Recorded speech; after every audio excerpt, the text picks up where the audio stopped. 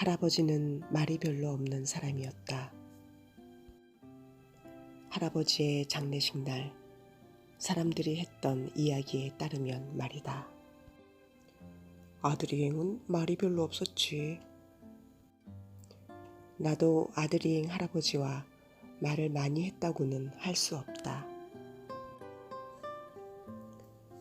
할아버지는 식탁에서 늘 내 옆자리에 앉았다.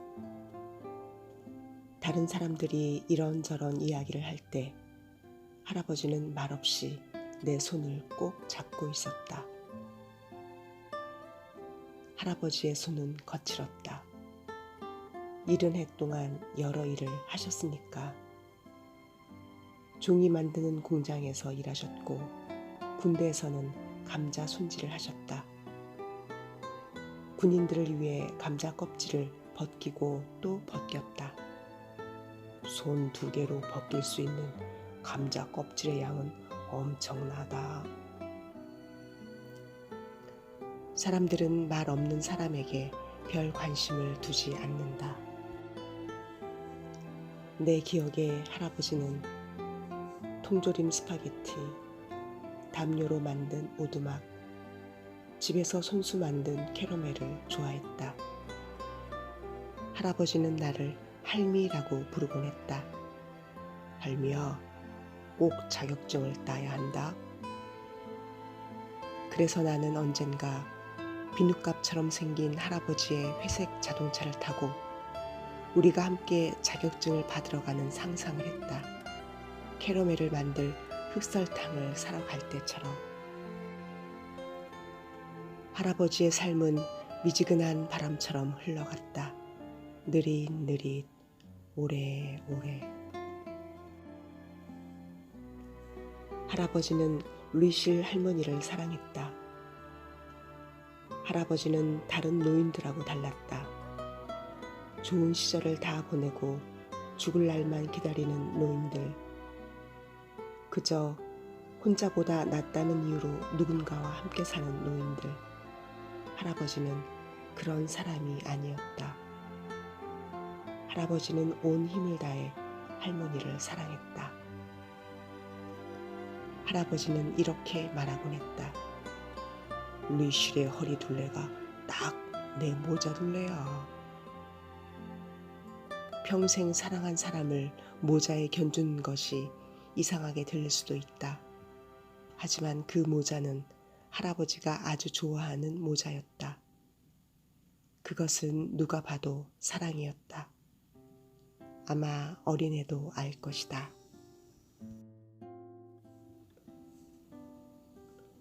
얼마 후 할머니는 폐암에 걸렸다. 할머니는 온 힘을 다해 병에 맞서 싸웠다.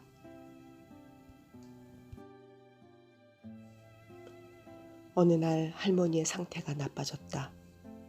힘이 쭉 빠졌고 목이 탔고 숨이 몹시 가빠졌다.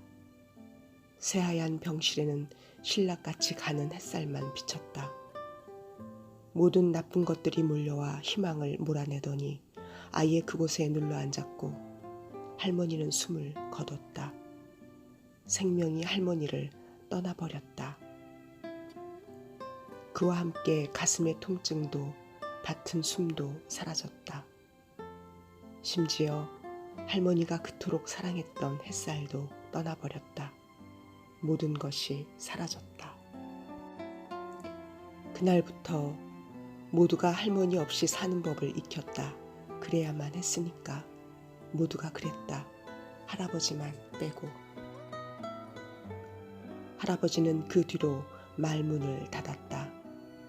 아마도 할머니를 급작스럽게 잃은 슬픔 때문이었을 것이다. 아마 처음에는 받아들일 수 없었을 것이다. 그러다가 마음이 텅 빈 것처럼 느껴졌을 것이다. 심장의 연료가 바닥난 것처럼. 눈앞에 드높은 벽이 나타나 할머니와 함께할 날들을 가로막고 있는 것 같았을 것이다. 어쩌면 할아버지는 생각하고 또 생각했을지 모른다. 만약 그날 할머니가 할아버지만 남겨두고 떠나지 않았더라면 자신은 어떤 사람이 되었을지. 어쩌면 그날 할아버지의 일부가 할머니와 함께 떠나버린 건지도 모르겠다. 할아버지는 해마다 나의 발레 공연을 보러 왔다. 초등학교 강당은 공작새처럼 으스대는 학부모들로 넘쳐났다. 강당 객석에는 모두 309명이 앉아 있었다. 공작새처럼 우쭐대는 사람이 308명, 곤히 자는 사람이 1명, 그 1명이 바로 할아버지였다.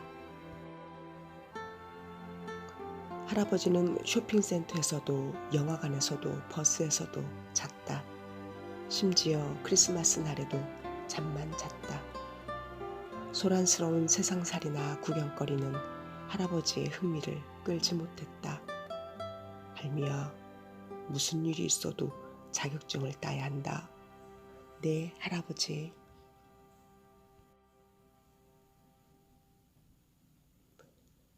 할아버지는 1930년 8월 5일에 태어났다. 처음 달에 발을 디딘 우주비행사 닐 암스트롱과 한날에 태어난 것이다. 누가 달에 가나 대회에서 내가 뽑히면 할아버지가 무척 기뻐할 거라고 생각했다. 할아버지, 저는 닐 암스트롱처럼 달에 갈 거예요. 닐 암스트롱이 달에 첫 발을 디딘 1969년 7월 20일, 할아버지는 아마 자고 있었을 것이다.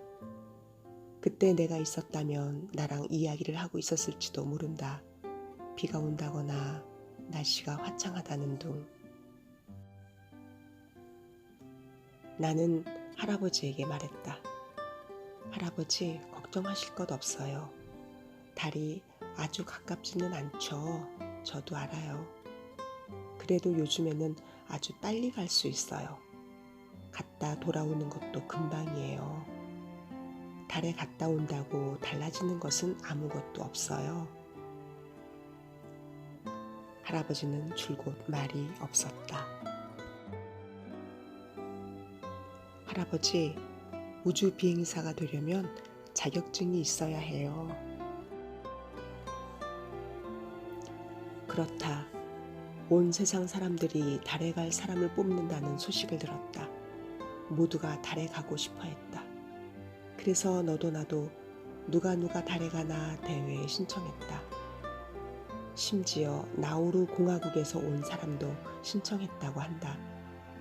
그곳은 영토 면적이 21제곱킬로미터밖에 안 되는 세상에서 가장 작은 나라들 중 하나다. 온 세상 사람들이 달에 갈 사람을 뽑는다는 소식을 들었다. 할아버지만 빼고. 할아버지는 텔레비전을 거의 보지 않았다. 할아버지는 이렇게 말하곤 했다.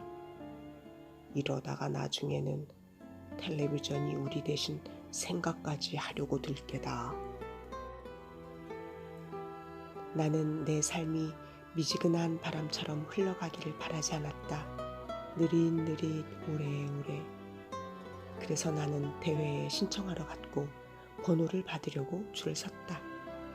6,506번.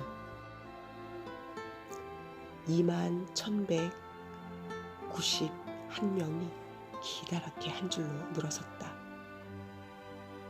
도시의 남쪽 끝과 북쪽 끝에 사는 사람들이 서로 악수를 나눴다. 마치 보도블록에 갈라진 틈으로 모여드는 개미떼 같았다. 무슨 일인지도 모른 채 앞으로 나아가는 개미떼처럼 너나 할 것 없이 모두 앞다투어 나아가고 있었다. 그날 사람들은 말을 아주 많이 했다. 참말도 많이 하고 거짓말도 많이 했다. 하지만 도시는 멈춰버리고 말았다. 다리도 고속도로도 공항도 모두 멈춰서 버렸다. 얼마 지나지 않아 이 일에 관심이 없던 사람들의 생활까지 엉망이 되고 말았다. 할아버지도 마찬가지였다. 할아버지는 목요일 오전 11시마다 들르던 질베르 아저씨네 가지 못했다. 할머니가 돌아가신 뒤 처음 있는 일이었다. 할아버지는 항상 질베르 이발관에 가서 머리를 깎곤 했다. 질베르 아저씨도 줄을 섰다. 수많은 얼굴들이 모두 똑같은 미소를 띠고 늘어서 있었다. 정말 재미있는 광경이었다. 누군가는 자기가 꼭 뽑힐 거라는 듯 미소를 지었다. 누군가는 이제 지긋지긋한 삶에서 벗어날 수 있다는 듯 미소를 지었다. 달에 가고 싶어하는 사람들은 상상도 못할 정도로 많았다. 온갖 사람이 다 모였다. 존 레논처럼 동그란 안경을 쓴 빨간 머리 남자,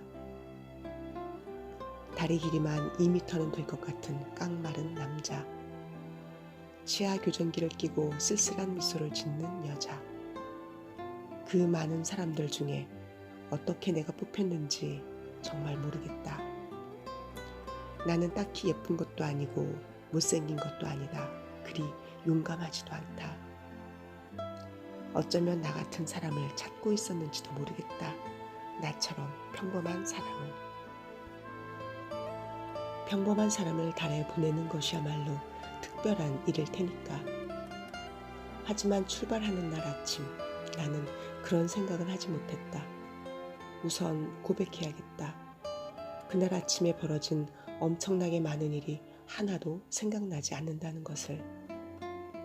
이런 게 바로 기억의 장난일 것이다. 기억이 장난을 쳐서 머릿속이 까맣게 되는 것이다. 심장이 마구 날뛰는 것을 막느라 머리가 움직임을 멈추는 것이다. 모든 일이 별탈 없이 흘러가려면 기억이 드문드문 끊기는 편이 더 좋다. 하지만 기억나는 것도 있다. 내 몸 아래에서 무시무시하게 울리던 엔진 소리, 동시에 목구멍 속까지 치솟던 뜨거운 열기. 머지않아 바다가 눈에 들어왔다. 바다는 내 눈앞에서 거대한 파란색 조각으로 바뀌었다. 이 세상 모든 파란색이 질투할 만큼 아름다운 파란색이었다. 이윽고 내 심장이 뛰는 소리가 들려왔다. 생명의 위협을 느낀 심장이 낼 법한 소리였다. 두둥, 두둥, 두둥. 한 가지는 분명히 말할 수 있다. 우쭐대려고 이런 말을 하는 것이 아니다.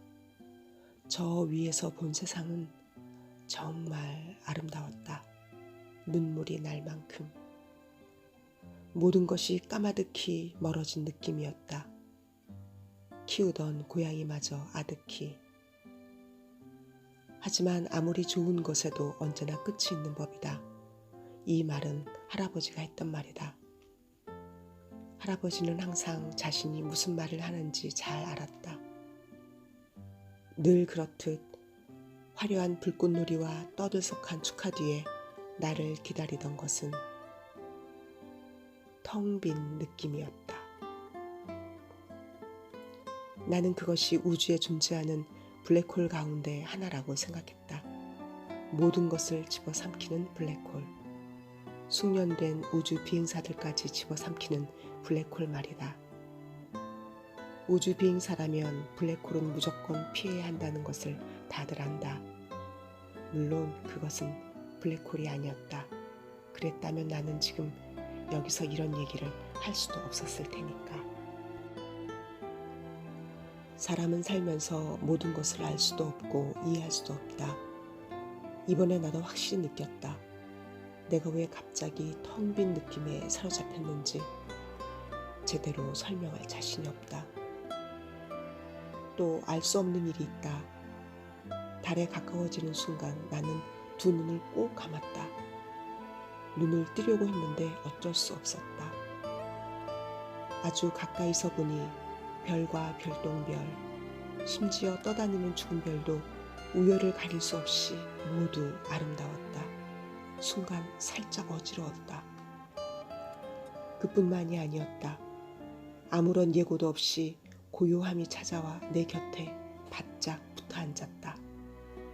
마치 그곳에서 줄곧 나를 기다려온 것 같았다. 그런 데서 꼼짝없이 아무것도 없는 고요함과 마주한다면 누구라도 겁에 질리고 말 것이다. 그곳은 파리의 날갯짓 소리도 들릴 만큼 고요했다. 진짜 우주 비행사들은 이런 장면을 맞이할 준비가 되어 있다.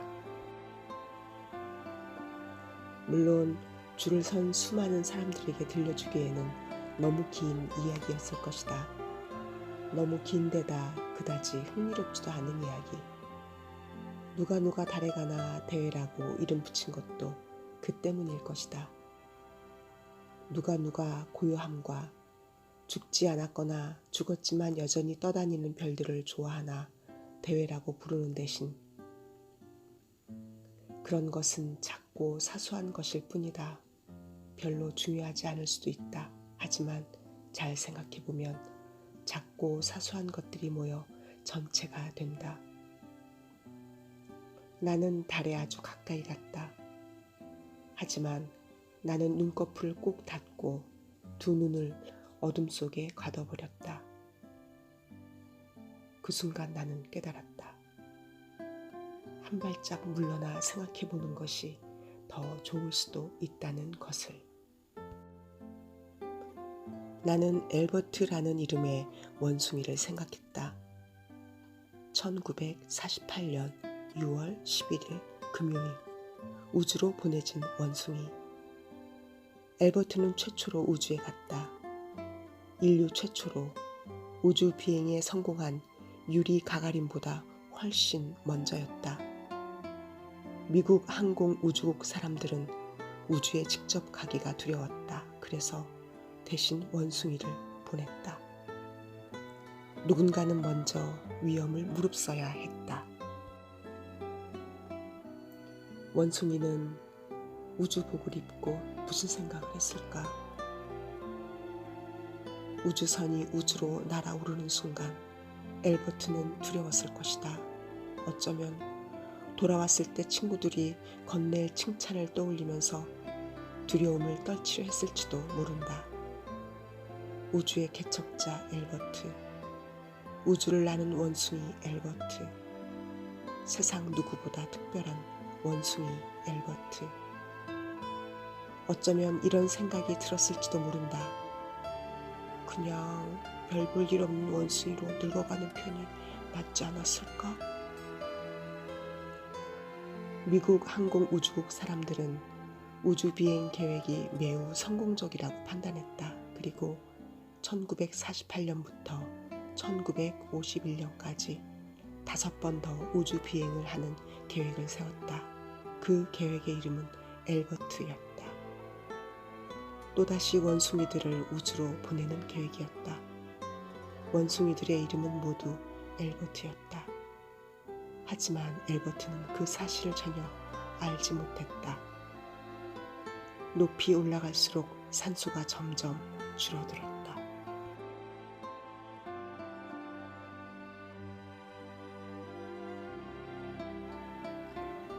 우주선에 앉아있을 때 내 머릿속은 온통 우주에 간 원숭이 생각뿐이었던 것 같다. 아니면 너무 큰 우주복 속에서 허우적거리는 내 몸을 생각했는지도 모른다. 아니면 사람들이 흔들던 화려한 깃발들을 떠올렸는지도 모른다. 아니면 내 얼굴에 쏟아지던 눈부신 플래시 불빛을 떠올렸는지도 모른다. 아니면 그저 다른 아무나 갈 수 있는 곳이 아니라는 생각뿐이었는지도 모르겠다. 그날 아침 나는 할아버지가 나를 데려다 주길 바랐다. 비눗감 모양의 회색 자동차를 타고. 하지만 할아버지는 오지 않았다. 누군가 나에게 실망했다면 그것을 어떻게 알아차릴 수 있을까? 더구나 그 사람이 말이 없는 사람이라면. 나는 할아버지에게 거짓말을 했는지도 모른다. 달에 다녀와도 아무것도 달라지지 않는다는 거짓말. 우주 비행사가 되려면 자격증이 필요하다는 거짓말. 하지만 내가 사실을 말해도 할아버지는 믿지 않았을 것이다. 엘버트처럼 번호만 잘 뽑으면 우주인이 될 수 있다는 것을. 6506번.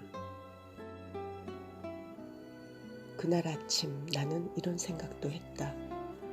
만약 원숭이 엘버트가 자신과 똑같은 이름을 가진 원숭이 5마리가 우주로 보내질 것을 알았더라면 어땠을까? 그뿐만 아니라 러시아의 개 1마리와 고양이 1마리, 쥐 11마리도. 자신이 아닌 유리 가가린이 진정한 우주의 개척자가 될 것을 알았더라면 어땠을까? 처음부터 인간들은 원숭이에게 그런 영예를 줄 생각이 없었다는 것을 알았더라면 어땠을까? 엘버트는 이렇게 생각했을지도 모른다. 내가 왜 우주에 가야 하지? 어쩌면 엘버트는 우주선에서 탈출했을지도 모른다. 누가 알겠는가? 그래서 나는 탈출했다. 수많은 눈들이 깜짝 놀라 나를 쳐다보았다. 사람들은 내 주위에 몰려들 때만큼이나 빠르게 흩어졌다. 구경하던 사람들 모두 깨달았다. 그날 아침 달에 가는 사람은 아무도 없을 거라는 것을. 그렇게 한바탕 소동은 끝이 났다. 나는 부끄러웠다. 달에 가고 싶어하는 다른 사람의 자리를 빼앗은 셈이니까. 그 사람들은 달에 가기 위해서라면 무엇이든 했을 것이다. 나는 부끄러웠다. 내 몸이 바람 부는 대로 이리저리 흔들렸으니까. 나는 부끄러웠다. 우주 비행사가 되기 위해 자격증을 따지 않았으니까. 어디 그뿐인가? 달이라면 2번 다시 쳐다보지도 않을 생각이었으니까. 나는 생각했다. 낙하산줄을 놓으면 어떻게 될까? 어쩌면 이것이 내가 할 수 있는 가장 좋은 일인지도 몰랐다. 누군가가 달을 선물로 주는데 그것을 받지 않겠다면. 이것은 운명일까 우연일까? 확실히 알려면 내가 둘 중 어느 것을 믿는지 알아야 한다. 하지만 나는 분명히 보았다. 내 발 수십 미터 아래에 있는 한 남자를. 그 남자는 비누값처럼 생긴 회색 자동차에 앉아 있었다. 사람들은 모두 입씨름을 벌였다. 낙하산이 제대로 펼쳐졌는지 아니면 접혀 있었는지, 이 이야기가 진짜인지 거짓인지 아마도 영영 알 수 없을 것이다.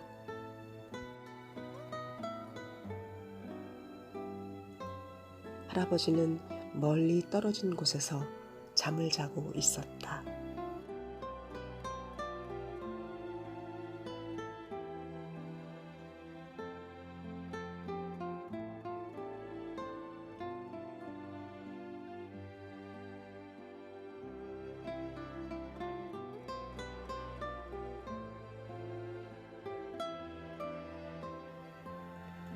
그림책 할아버지와 다른 스테파니 라팡트의 펜에서 시작되었습니다.